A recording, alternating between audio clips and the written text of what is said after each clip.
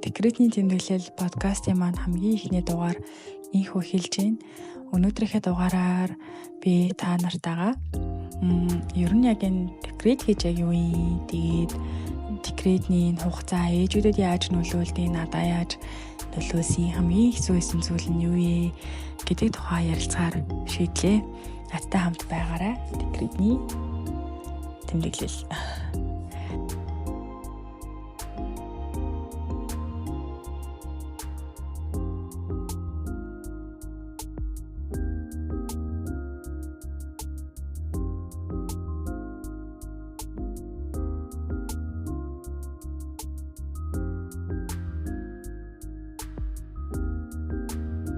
За тэгээд декрет гэдгийг болохоор энэ хугацаа бол 3 жил гэдэг бол ингээд хүний амьдралын хэрвээ их сургууль байсан бол одоо анхан шатнаас ерөнхий мэдлэгээс ахуулаад яг мэрэгших хүртэлх тэр бүх процесс явагдаж байгаа. Яг дөнгөд ээж гэдэг ингээд гэртээ ингээд хүүхдүүдээ харангууд яг жинхнээсээ яг ээж байхад суралцдаг тэр цаг хугацаа. Тэгээд нэг талаараа бол хүмүүс би бусдаас хоцорчих вэ, ингээд нийгмээс одоо тусгаарлагдчих вэ гэж маш их айдаг. Нөгөө талаас ингээд яг ингээд хүүхдтэйгээ хойлохна ингээд гэртээ сухаар маш их ямардаг те. Тэгээд өөрсдөө одоо сүүлийн үед нөө сэтгэл готрол гэдэг зүйл рүү ингээд оруулаад тэгээд энэ сэтгэл готролтой би болчихлоо гэдэг яг нэг мөвчөнд туссан юм шиг бид нар ярьдаг болчихсон. Гэхдээ яг энэ готраад байгаа зүйлээ ингээд задлаад бодоод үзэх юм бол маш олон хүчин зүйлүүд нөлөөлж байгаа. Тэгээд өнөөдөр би яг энэ тухай ярилцах гад сууж байна. За миний хувьд л яг декрет гэдэг бол яг Монголд хуулиараа жирэмсэн бол төрсний дараа хүүхдээ 3 нас хүртэл нь хүүхдээ одоо харах хэрэгтэй байдаг тийм ээ. 3 нас хүртэл нь өөрөөр хэлбэл тухайн эмэгтэйн ажлын байрыг хадгалнаа гэсэн үг. За мөнгөнд тэтгэмжийн хувьд төрхийн өмнө болон төрсний дараа нэг удаа мөнгөнд тэтгэмж олгодог. За энэнийх нь хэмжээ нь болохоор тухайн эмэгтэй ажилласан байдал, цалингийн хэдэн төгрөгийн цалин авч исэн бэ гэдгээс шалтгаалаад харилцан адилхан өөр байдаг. Тийм болохоор яг тэдэн төгрөг авнаа гэж би хэлж чадахгүй. За ямар ч гэсэн ингээд нэг 2 удаа тэтгэмж авч байгаа. За тэгээд одоо нөгөө алдартай цалинтай ээжийн 50,000 төгрөг гэдэг дэмжлэг санхүүгийн хувьд үүнээс өөр бол ямар нэгэн дэмжлэг байхгүй. За яг ингээд 3 жил ингээд гэртээ хүүхдээ харах энэ сонголтыг бол ээж хүн тайван хийхэд бол маш хэцүү. Яагаад тэгэхээр нэгдүгээрт ингээд нийгмийн талаас ч юм уу одоо ингээд өөрөө нэг бусдаас хоцроод байгаа юм шиг мэдрэмж авдаг гэж ярьсан шүү дээ. Энэ бол яалтчгүй тохиолддог.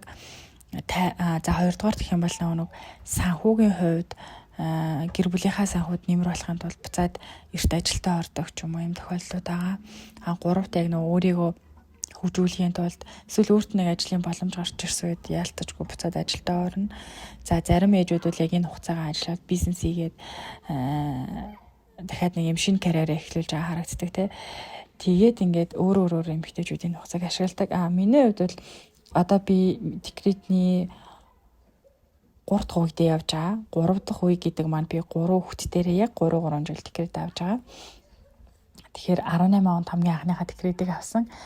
За тэгээд эхлээд хамгийн анх декрет авахт яг тэр жил бол ингээд надад одоо ингээд хамгийн хэцүү байсан юм юу вэ гэхээр яг түрүүний хэлсэн нийгмээс яг юм тусгаарлагдсан байгаа яг энэ нэг юм процесс байсан. Тэгээд өмнө нь одоо ингээд декретэн суунхэд хин ч ингээл хэцүү шүү юм байдий шүү гэж юусоо хэлж байгаагүй. Яг хоо ингээд декретнээс орж иж байгаа ээжүүд нь юу гэж ярьдаг гэхээр их чинь 3 хүүхэдтэй 10 жил болчоод орж ирлээ шүү гэл манай нэг хичэрч байсан хэрэг. Тэгээд тэрийг надад нэг тийм амар ч юм шиг нэг санагдал хөөх 10 жил болд юм бахтаа гэд ботсон чинь одоо би яг өөрөө ингээд 7 дахь жилдээ декреттэй байгаа байхгүй. Тэгээд ээжүүдийг ингээд тэрнээс өөрөөр одоо жишээлбэл юм мэдээлэл байдаггүй. Тэгээд би яг анх ингээд суусан чинь одоо ингээд суусан чинь хэрэг айгу муухай юм уу. Би хамгийн анх ингээд декрет авч яхад надад ийм мэдрэмж төрж исэн. би ерөөсөө тэр үед өөрийгөө яагаад байгааг би ойлгоогүй. Маш их уйлдаг байсан. Уйлаалаа. Тэгэл ингээл зогсоо зайгүй уйлнөө. Тэгээд гомдлон нөхөртөө те ингээд надаа хэцүү хахаа чи ингэсэнгүү гэл. Тэгээд яг нөхөрт ч гэсэн хэцүү байгаа штэ ингээд жирэмсэн төрсэн их нэртэй. Тэгээд гинтл ингээл аав болцсон нэг хүний нөхөр болцсон. Тэгээд тэр эрэгтэй хүмүүс бол гаргаж ирж чадахгүй байгаа ч гэсэн дотор нь бол яг юу болж байгааг би тавуулж чадахгүй яа. Тэгэхээр би эрэгтэй биш учраас гэхдээ л хэцүү байдаг мэдээ байх гэж би бодож байна. Хэцүү байсан тэр үед. Тэгээд ингээ би өөрөө ингээл яагаад байгаагаа ойлгохгүй. Юм ярихээр л ингээл хоолой дээр нулимс ингээл хоолой зангираал ингээл нулимс бөмбөрөөл ингээл явчихдаг гэсэн байхгүй юу. Тэгээд би бодож байгаад за яг энэ одоо яг юунаас болоод байна гэл төнгөдрөөс хариулт нь олж чадахгүй. Тэгээд ингээд сошиал энэ ухаар сэтгэл готрол гэж гараад ирдэг те. Сэтгэл готролоо ингээл төрсэн эмэгтэйчүүд ингээд сэтгэл готролд орж ийн гэл нилээх тийм юмнууд яваал. Тэгэл тэр үедээ бол бистэ анхны төрөлтөн дээр өөртөө би тусалж чадаагүй. Тэгээд дараа нь ингээд бодоод исэн чинь тэр юу явж исэн бэ гэхээр ингээд амьдралаа ухраагаа бодохоор би төрсэн цагаас ахуулаад өөрөө ээж болтлоо дандаа л юм хүрээлэл дунд байсан. Одоо жишээлбэл ингээд за төрсэн гэртээ бол ингээд их сургууль суртлаа ингээд ээж имээ өвөө те тэгэл ингээд хамаатан саатан ингэж явж байгаа л их сургуульд ороод найз нөхдөдтэй болоод хүрээлэлтэй болоод би гадагшаа явж исэн. Тэгээ тэнд очиод бас л яг нэг юм гэр бүл шиг хүмүүсийг бий болгоод хүрээлэл донд ингээд өдөр шөнөгүй л хамт ингээд бужигнсан тийм хүмүүсийн донд би өөрөө байдаг гэсэн. Тэгж яагаад яг ингээд ажил дээр гарсан ч гэсэн яг тэр хамт олон ингээд бужигнаалаа тэгжээд яг ингээд хүүхдээ болоо хоёулах нэг гэртээ үлдчихдэг байхгүй юу. Манай нөхөр ажилтай. Тэгээд ажилтай гэхэд бүр 14 21 хоног нөө ээлжээр явдаг ажилтай. За тэгээд аав ээж нар маань эргэж тойрно л та хөрх юм яаж ингээл монголчууд чинь байгалийн хүүхдээ эргэж тойрдог. Хайчих уу те. Гэхдээ л яг ингээл хүүхдтэйгээ хоёулах нь үлдчихэж байгаа байхгүй юу. Тэр мэдрэмж нь л хамгийн хүнд цохилт болсон юм байна гэж би одоо бодоод байгаа. Тухайн үед бол яг энэ ингээд би нийгмээс тусгаарлагдаад надад тийм хэцүү байна гэж би мэдгүй байгаа байхгүй. Тэгээ нөө сүргийн амтан чинь сүргээсээ тасарсан юм шиг мэдрэмж төрөөд хүүхдтэйгээ хоёулах нь үлдчихэж байгаа. Тэгээд хүүхд маань бол хүүхд штэ. Би хүүхдийнхаа хувьд бүл бүтэн ертөнц нь тэр хүүхдийн ингээд өсөж тойрнох хөгжих бүх юм надаас хамаарат. Гэтэл тэр хүүхд маань надад ингээд одоо найз шиг минь ээж шиг минь нөхөр шиг минь байна гэж байхгүй ш. Хүүхд над дээр ингээд миний алган дээр бөмбөрөх гэж ирсэн хүүхд. Тэгээд тэр үед бол ингээд хүүхдтэй хойлохноо байхад яг хэцүү байсан юм яг нийгмээс ийм олон хүнтэй байж агаад гинт ингээд ийм хойлохноо болцсон тэр мэдрэмж байсан юм даа гэж би одоо бодоод байгаа. Тэгээд ингээд би хүүхдээ салхилуулах галдангууд ингээд барьныхаа ээжүүдтэй ч нэг юм ярьж чаддаггүй. Тэгэл ганцаараа ингээл хүүхдээ салхилуулаад явдаг. Найзуудтайгаа уулзах гэхээр найзуудтайгаа ажилтайг нь мэдж байгаа болохоор би нэг тэгж уулзъя бэрэ гэж хэлж чаддгүй. Тэгээд нэг жилдээ нэг зөөхөн уулздаг. Тэгээд тэр уулзалтыг хийхэд бол би хүүхдээ харах үнэ олно. Тэгээд гарна. За тэгээд нэг гарахад нэг ганц цаг ч юм уу гардаг те. Тэгээд удаан гарч чадахгүй. Тэгээд ч бөө асуудал төлөвлөж байгаа гарч байгаа шүү дээ. Тэгээд яг юм те нөхөртөө ингээд яа гэхээр нөхөр маань өөрийн гэсэн ажилтай тэр чинь бас л ингээл аргаар авахгүй л явал маш их стресстэй ажилтай байгаа штэ. Тэгэл яг нөхөр маань хилдэг ганц хүн нь нөхөртөө л хэлнэ ингээд тэгээд яг энэ үед манай нэг найз хайр нь тухайн үед яг бага насны хүүхэдтэй гэдэг надаас арай нэг 2 жилийн өмнө төрсэн байлоо. Арай ажилдаа ороогүй байсан. Тэгээд найзтайгаа ингээд битэр өдөр шөнөгүй видео колын Өстө нэг 0 цусан ч уцаар яриастай. Тэгээд ингээд найз маань л надад амар тэр үед маш их хань болж исэн. Тэгээд хүмүүс ингэж ярьдээ штэ. Гэртээ суугаар хүмүүсийг танина, найзуудаа хэн бэ гэдгийг танина, нөхрийгөө танина, хинтээ цуснаагаа олж харна гэл. Тэгэл тэрийг өстө үнэн байна. Тийм шүү гэж ширлцгээл. Гэхдээ би бол энэнд эсрэг бодолтой байдаг. Хүн таних гэхээс илүү өөрийгөө таних актер процесс юм шиг надад санагдсан. Тэгэл ингээл найзууд бол байгаа л хэвэндээ л байгаа хөрх юм ажиллаа хийх нь хийгээл хүүхдээ харах нь хараад тэд нар бол яг хэвэндээ надад яг ямар сэтгэлээр ханддаг яг тэр сэтгэлд байгаа. Нөхөр бол бас яг хэвээрээ байгаа. Нөхөр ажиллаа хийгээл ингээл арга яриагээл хариуцлагатай ингээл явж байгаа. Ээж аауд ч гэсэн байгаа. Тэнд ганц өөрчлөгдсөн хүн би байгаа байхгүй юу? би яагаад тэгэхээр шинэхэн ээж юу ч мэдэхгүй тэгээд ингээд мэдгүйгээсээ болж маш их шаналдаг, маш их хуйлдаг, маш их айдастай тэгээд ингээд ээж тэгээд давхар ихнэр болж ирж байгаа, бэр болж ирж байгаа ингээд амьдралын юм цоо шин статусуудын дунд ороод ирж байгаа. Тэгэхээр чинь хүн чинь ингээд маш сайнараа хичээх хэрэгтэй болж байна. Би яг эхний хэдэн жилиг бодтیں۔ Үнэхээр хичээдэг байсан. Сайн эхнэр байх юмсан, сайн бэр байх юмсан, сайн ээж байх юмсан гэл яг нөгөө шин үүрэг рүүлдэг өөртөө маш их анхааралтай бол хичээгээл гүдэг байсан. Тэгээд магадгүй тэр маань хитэрсэн байж магадгүй гэж би боддог. Тэгээ заримдаа ойлгох үе гарна, шантрах үе гарна тий. Гэхдээ ингээ яг тэр үед ингээ хизээж би хэцүү байна гэд төрсөн гэрлэгөө явна гэж өстө очиж байгаагүй. Тэгээд гэртээ хайрна гэхээр л яг нэг юм яг ингээд ээж аав маань ингээд тосол аавна л та миний охин яасан ийсэн гэл тэгтэл ингээд тэднэрт одоо бараг л муугаа харуулахгүй гэж бодоод байгаа маа шин. Тэгээ уйлал ганцаараа сууждаг амар өрөвдмөр. Тэгээд тэр нэг юм маш хүнд үеийг хөр хямдаа өөртөө тусалж чадахгүй тэгэл өөрөөрөө тэгэл мэдхгүй болохоор тэгэл даваал байсан. Тэгээд өөртөө тэг тусалсан ганц зүйл нь одоо ингээд бодоход би онлайн сургалтуудад айгүйх бүртгүүлдэг байсан. Тэгээд одоо сандын хамгийн анх англи хэлний нэг юм хөрхөн онлайн сургалтанд бүртгүүлээд яг өөртөө ядлан хийж үзсэн. Тэгээд тэнд ингээд эмэгтэйчүүдтэй танилцаад хоорондоо уцаар яриад тэгээд уцаар ярих үедээ англиар дандаа ярьдаг. Тэгээ шинэ найзтай олон сошиал дээр ингээд шинэ найзтай болж байгаа. Тэгээд тэр чинь бас цагийг нэг хөрх өнгөрүүлж байгаа байхгүй юу. Тэгээ яг эндээсээ би надад нэг тийм гоё мэдрэмж авсан. Энэ хугацаанд чинь би ингээд өмнө нь ингээд сурыгээд сурчдаггүй байсан зүйлсээ би сурч болох юм биш тэгээд амар их сургалтанд суусан.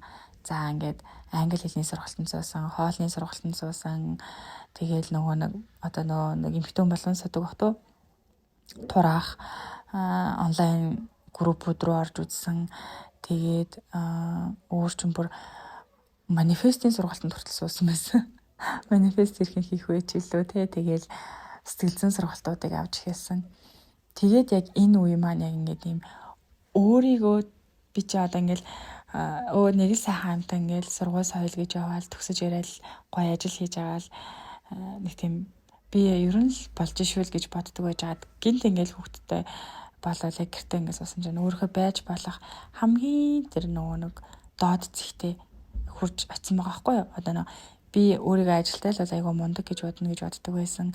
Би лаг сургуулаа төгсчүүл юм бол би мундаг болно гэж боддог байсан. Тэр бүх зүйлсийнхаа яг ингээд ард нь гарчсан тэгсэн хэрнээ ингээд гэртээ хөвтэй хахаар нөгөө нэг өөртөө айгүй өндөр хүлээл тавьж ирсэн хүн чинь шантарж байгаа байхгүй юу. Тэгээсээ чихэн нусаа хасартаа наана гэдэг шиг болж байгаа. Тэгээд тэгэж үзчихэд тэгээ за ер нь одоо би тэгвэл яах вэ гэж яад яг тэр азар нэг сургалтанд бүртгүүлээд тэгээд өргөжлүүдэд ингэж болох юм байна ингээд тэгээд яг энэ хугацаагаа гэртээ байх энэ хугацааг би одоо өөрийнхөө дотоод тэр дахиад нэг юм шинэ даалгаврмааг бий болгоход зориулсан байхгүй.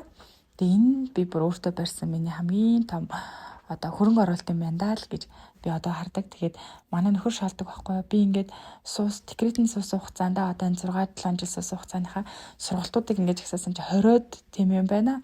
Тэгсэн чинь манай нөхөр харчаа чи хэрвээ ингээд энэ хугацааг нэг зүйл зарцуулаад сурахад зарцуулсан бол чи бүр мэрэгчсэн про болсон баа шүү дээ. Тэгээд би нэрээ тийм биш те. Би энэ хугацаанд үл эсвэл нэрээсээ нэг магистрийн хөтөлбөрт ч юм уу сурчдаг байж л гэж би бодож байгаа байхгүй. Гэхдээ одоо ингээд бодоход би ерөөсөө алдаагүй. Тэгээд яг энэ хугацаа бол яг өөртөө заруулсан хамгийн том хөрөнгө оруулалт гэсэн цаг байсан юм даа гэж бодсон. Тэгээд яг энэ нийгмээс тусгаарлагдаад байгаа юм шиг яг тэр нийгмээс салангад болсон яг тэр шокоо би өөрийгөө дахиад нэг зүйл сурчдаг гэж ингэж дахиж нэг юм шин одоо өөртөө сорилтуудыг гаргаж ирээ тэрийг ингээд авч байгаагаар таван бас юм байна. Одоо бодоход тэгээд хүүгээ би ой хүргээл анх ажилдаа орж исэн. Тэгээд удаачгүй ковид болоод буцаж ажилласаа гараад тэг ковидын яг жилүүдэд чинь тэгээд яг буцаал ингээл нөхөртөөгөө хүүхдтэй уруулаа гэртээ нөхөр маань гэрээсээ ажиллаж байгаа. Тэгээд ингээл буцаал нэг тийм юм локдаун болсон тий. Тэгээд тэр үед болохоор дахиад нөгөө тэр үед ч бүр их онлайн одоо сургалтууд хөгжөөд маш олон сургалтууд гарч ирсэн. Тэгээд бүртгүүлээ суугаалаад өгсөн. Яг охин дээр болохоор би 21 онд охиныгоо гаргаад охин дээр болохоор охиныгоо 6-7 сартаад нь би нөгөө парт таймаар ажиллах боломжтой төсөлд ороод мэрэгчлэрээ тэгээд ажиллаж эхэлсэн. Тэгэхээр чи нөгөө өмнөх яг нөгөө нийгмээс тусгаарлагдсан тэр шок маань харьцангуй гайгүй тэрийг даван тулсан. Одоо яг энэ удаад бол өмнө нь ингээл маш олон сургалтууд аваад ингээл өөрийгөө одоо буцаад нийгмийн яг нэг хэсэг нь болгож байсан бол хоёр дахь удаа болохоор яг мэрэгчлэрээ ажиллаад тэгээд заад ингээд яг тэр нийгмийнхаа оролцоог сэргээгээд амжилтад ирсэн. Тэгээд 3 дахь дээр бол би яг жирэмсэн болсноо мэдээд удаачгүй маш их тонус өгөөд буцаад нөгөө нэг хэвтрийн дэглэм барих бүр шаардлагатай болоод тэгээд ажилласаа нөгөө нэг хагас цагаар хийжсэн ажилласаа гараад яг гэртээ суусан. Гэтэ тэр үед маш завгүй жил байсан. Яа тэгэхээр би нөгөө өмнөх гэртээ сууж исэн үеийг бодвол одоо нөгөө 3 дахь төрөлт маань харьцангуй өөр байгаа байхгүй юу? Яа тэгэхээр 2 том хүүхэдтэй том ч яг том маань сургуульд ороод орох гээд бэлтгэлээ ингэж явдаг 5 настай бага охин маань болохоор 2 гарантай байсан. Тэгээд хүүхдүүдэд цэцэрлэгтэн зөөж өгдөг. Хүүгээ цэцэрлэгээс нь аваад бэлтгэл хүргэж өгдөг гэд ингээд айгу завгүй явж байгаа. Тэгээд төрсөн. Тэгээ одоо баг маань ингээд ойрхож байгаа байхгүй юу?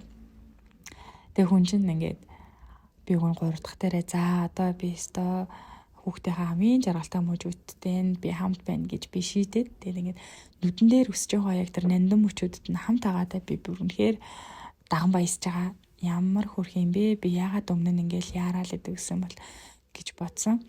Тэгээд одоо бол яг ингээд нөө бужигнсан амьдрал ажил руу орно гэхээс илүү яаж би ингээд хүүхдүүдтэйгээ хамт тэгсэн ирнэ буцаад мэрэгчлэрээ ажиллах боломж байх байлээ гэдэг дээр би одоо анхаарч байгаа. Тэгээд ямар ч хэсэн декретний маань одоо энэ 3 дахь үе маань нэг иймэрхүү өнгөрч байна. Тэгээд энэ хугацаанд одоо бол би дахиад сурна, олон зүйлсийг шинээр бас хийж чадна, шинээр хийж сурна гэж бодож байгаа. Гэхдээ тэр маань бол одоо арай илүү нэг юм физикал одоо жишээлбэл би бие дахин сэргээх хэрэгтэй байгаа. Тэгээд спортоор хичээлнэ гэж бодож байна. Хажуугаар нь гоё нэг хоббитой болъё гэж бодож байгаа. Тэгээд нэр яг энэ хугацаанд би өөрийнхөө мэдгүй байсан олон чадваруудыг би нээсэн. Тэгэд энэний нэг нь болохоор би өөртөөгөө болж байгаа тэр мэдрэмжүүдээ сонсоод за энэ яг хаанаас үүдэлтэй яах вэ хүү гэдэг ингээд өөртөө сэтгэл зүйн анхан шатны одоо тусламж үзүүлж чаддаг болсон. Одоо жишээлбэл ингээд би гүүж агаад бүдэрч унлаа гэж бодоход өөрийгөө босгож аваад шархын сайхан цэвэрлээд тэ гоё ариутгагч түрхэд лент тавьж сурж байгаа гэх юм уу. Тэр бол миний бүр декретнийхаа хугацаанд сурсан хамгийн том зүйл. Тэгээд энэ маань болохоор 2021 оноос эхэлсэн. 2021 онд яг би охиноо төрүүлээд тэгээд би одоо эхний хүү дээрээ болохоор ингээд юм маш хүнд байдалд орсон болохоор хоёр дахь удаага би ингэхгүй юм шүү гэж бүр яг өөртөө хамлаад тэгээд сэтгэл зүйн сургалт авсан. Тэр маань болохоор амгалан багшийн очрын бороо гэдэг хамгийн анхны сэтгэл зүйн сургалтаа яг 21 онд авч ирсэн. Тэгээд нөгөө сургалт авахаас өмнө лекцүүдийн сонссон байх хэвээр. Тэгээд амгалан багш маань эмэгтэйчүүдэд зориулсан юм лекцүүд тавьдаг онлайн. Тэрийг ингээд сонсоод тэгээд өөрийгөө бэлтгэж эхлээд тэгээ яг сургалтанд нь суугаад тэгээд тэрнээс яг ингээд өөрийнхөө сэтгэл зүйтэй ажиллах аялал маань эхэлсэн гэх юм уу. Тэгээд одоо бол тэр маань үргэлжилж байгаа. Тэгээ одоо 25 он гэдэг чинь би нийт 4 жил яг энэ өөрийнхөө сэтгэл зүйтэй тулж ажилласан байна. Тэгээд харьцангуйгаар нэг юм ямиг асуудлыг даван туулах амьдралын ямар нэгэн саад бэрхшээл гарч ирэхэд тэрийг хүлээж авах үнцэг нь арай өөр болчтой юм байлээ. Тэгээ одоо бол би яг юун дээр ажиллаж байгаа гэхээр энэ жилээс ийм ээжүүдийн клуб анх удаа явж үзсэн. Тэгээд энэнийхээ дэлгэрэнгүй сэтгэлийг дараагийнхаа дугаарт ярина. Тэгээ ямар ч гэсэн одоо би ингээд зурч эхэлж байгаа. Би бол өөрийгөө ерөөс огт зурч чаддаг гэж одоо боддоггүйсэн жоохон бахта зургийнхаа даалгаврыг би гям одоо нэг шугам зургийнхаа даалгаврыг найзаараа хэлүүлдэг байсан. Тэгээ өгт өөрийгөө бүр огт зурх хэвсэлгүй л гэж бодоод байдаг байсан. Тэгээ инжлээс ингээд гэртээ багаагаараа тэгээ дунд охин маань цэцэрлэгтээ явахгүй хамт байгаа. Яагаад тэгэхээр цэцэрлэгт явахаар маш ханиад түрээдсэн учраас тэгээ нөгөө ханиад түрээд ирэхээр өөрт нь тархлаа суусан ч гэсэн нөгөө дүүдээ одоо нэг ханиад халтаагаад тэгээд дүүн яраа байсан учраас цэцэрлэгт нь явуулахаа байсан. Тэгээд нөгөө 3 настай хүүхдээ чинь гэрт байлгахаар чинь тэр хүүхдээ маш их ууд нь штэ. Ингээл зургт үзүүлээд байж болохгүй. Тэнгүүд бид өөр хамт зураг зурж эхлээд тэгээд би охинтойгоо зураг зурж аваад өөрийнхөө зургийнхаа чадварыг нээсэн жоохон хөгжүүлж байгаа юм да. Тэгээд би одоо ингээд хөөрхөн зураг зураад эхэлсэн. Тэгээд хэрвээ манай найзаа сонсож байгаа бол миний Instagram дээрээс харсан бах тий. Цаа чи нэг юм canvas зураад эхэлсэн. Тэгээ манай найзаас шоолоод нөө би ч угаас зурж чаддгүй шүү дээ. Тэгмэд чи гэрэлтүүл зурж байгаа, цаас тавь зурж байгаа энэ төр шоолоодсан. Тэгээ би яг ямар ч чижсэн ингээд өөрөө яг ингээд гоё акрилээр зурж эхэлж байгаа. Тэгээ энэ маш их кайфтай бүр асар их гоё тайтгарал тийм одоо стрессээ тайлах тийм гоё арга болж ирсэн. Тэгээд өөртөө бас яг энэ аргыг олж нээсэнтэй маш их баяртай байгаа. Тэгээд одоо декретний маань аялал одоо нэг иймэрхүү л явж байна. Тэгээд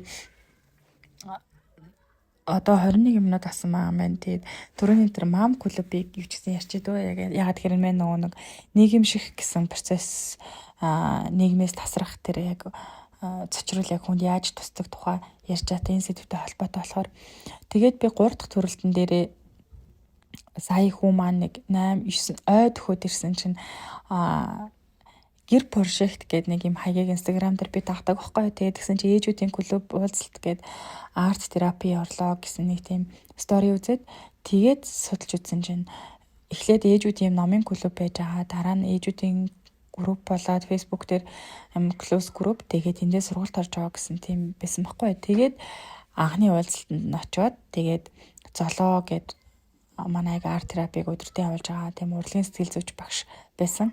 Урлагийн сэтгэл засалж гэж ойлгож байна. Тэгээд тэр ингээд ээжүүдэд зориулсан бүлгийн сургалт тэгээд анхны хичээл дээр надад бүр маш гүнзгий сэтгэл төрүүлсэн.